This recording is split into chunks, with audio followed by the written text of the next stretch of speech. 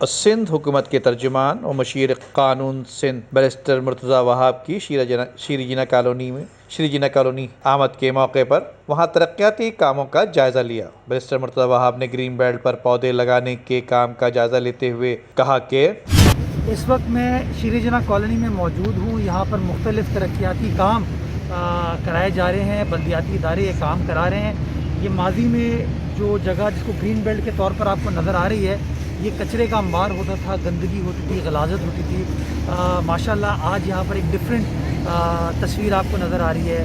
सारा कचरा यहाँ से उठा दिया गया, ये डंप था उसको ख़त्म कर दिया गया और यहाँ पर खूबसूरत प्लांटेशन की गई है और उसके अतराफ़ में हमने वॉकिंग ट्रैक बनाया है और सड़कें भी हम बना रहे हैं। आप जैसे देख सकते हैं सड़क की तामीर का, मरम्मत का काम भी जारी व सारी है। जो बिलावल भुट्टो ज़रदारी साहब ने वादा किया था शहरियों से कि तरक्की का सफ़र इस शहर में जारी व सारी रहेगा, अल्हम्दुलिल्लाह आप देख सकते हैं कि कराची के हर हिस्से में इस वक्त काम हो रहा है और हकीकी तब्दीली कराची वाले आते हुए देख रहे हैं। बहुत शुक्रिया।